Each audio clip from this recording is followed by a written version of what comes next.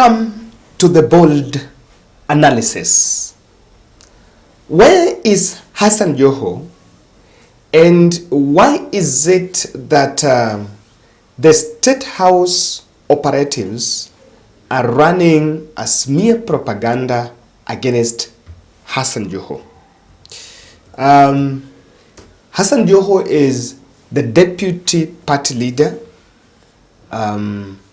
in UDA, in ODM party, coastal, a big coastal factor, coastal leader. Has been actually is perceived as the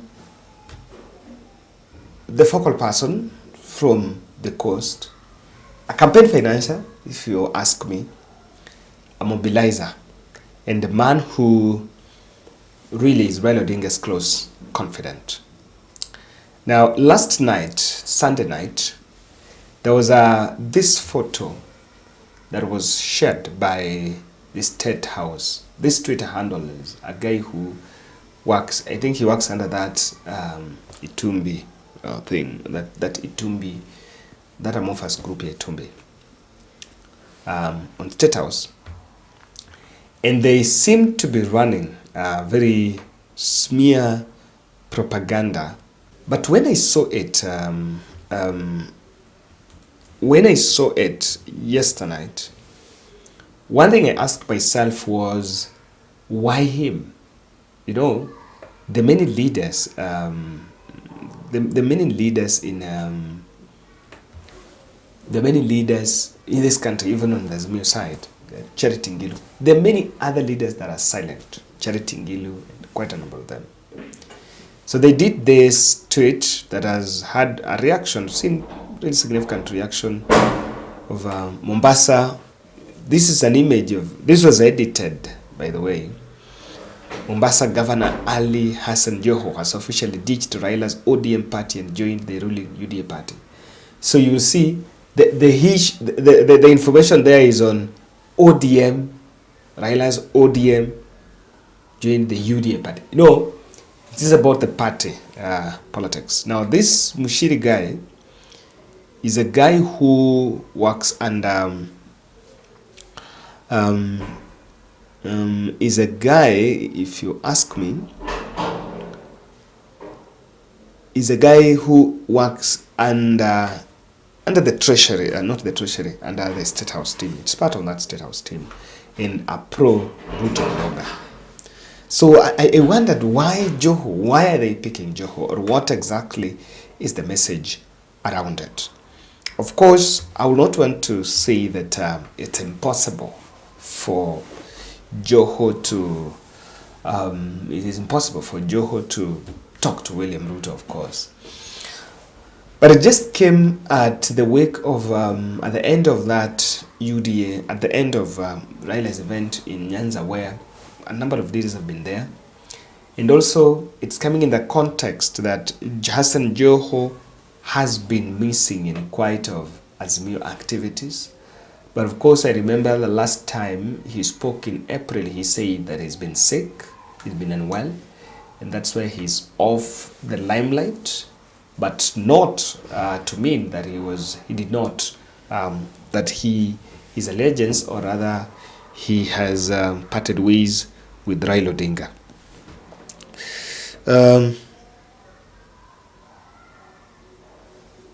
Now, we seem to have taken that as a very clear way of making sure that's the brand of politics. And I'm just wondering, one thing I normally ask and I don't get is, the government cannot run by propaganda, because propaganda is perishable. Propaganda is very perishable, because you're going to say it today and tomorrow it's very relevant. But I want to dive deep on what exactly is around the Joho propaganda that the UDA is running. Kindly subscribe to our channel, and I'm also reminding you about Sarah fundraiser, last expense. We lost Sarah 1 year later after fundraising 1.3 million for her medical bill after she was diagnosed with acute leukemia in Kenyatta Hospital last year during the elections. I know for the new subscribers may not have known her. Yeah, but I know by that time we had 20,000 subscribers, so we have quite a number that still remember Sarah here. So we lost Sarah last week on Monday on 26th, and we are asking in a special way to support the family during this time for the last expense, because it's a bit overwhelmed and there is a bill around, and also the welfare of the boy that has remained. We'll want that, because now Sarah is gone, but something to support those who are there. So, and I'll be so grateful for your support. I've pinned my number, Kevin Oduor, of 0710 62 78 89. Back to politics. The UDA cost is deflated. And I can tell you guys, even this mobilization drive, today it is in Kisii, this mobilization drive that is going on, they've not been very peaceful. And the latest one in Mombasa is a clear breakaway between, clear breakaway between Mohammed Ali, the Nyali MP, and Omar Hassan, who is now the Ayala MP, who was a former senator. I think the very first senator in Mombasa, the first Mombasa senator. So Hassan Omar, who worked with UDA, or was under UDA, as a breakaway with Nyali MP. And those are the two focal leaders, UDA foot soldiers there. UDA could be realizing that they don't have someone in the coast. You know, they don't have anyone in the coast. UDA could be realizing that they don't have someone there, and maybe looking after Joho as just to try to rejuvenate. And probably, you know, I understand that Omar and Nyali MP's fight was taken in the back room, and there were efforts to solve it in the back room. They could be looking after Joho, trying to get Joho on their side, just to checkmate the two. You know, so this is a matter, and it doesn't just happen. They're trying to run that propaganda first to, you know, there's some quick excitements of the moment. They're just realizing that, you know, UDA is quiet, UDA is down, so we just want some quick excitements for the hour. So it's because of the UDA coast chapter is deflated. And you know, it's not deflated because of even those leaders that are not inactive. What is even deflating the party is, number one, the party was anchored on a very weak ground foundation, on a very perishable foundation, that we are hustlers. But after getting power, the people are not seeing the hustlers. So it's no longer tenable, potent to still go and talk about the hustlers. So it's not, especially for the urban youth, it's not. And that is why I can tell you that the biggest challenge for William Ruto now is to convince the urban youth. Huko ushago, bado utadanganya watu.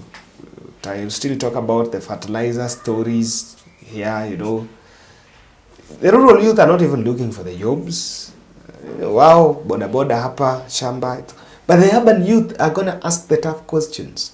The urban youth were the ones to be brainwashed as hustlers. Number two,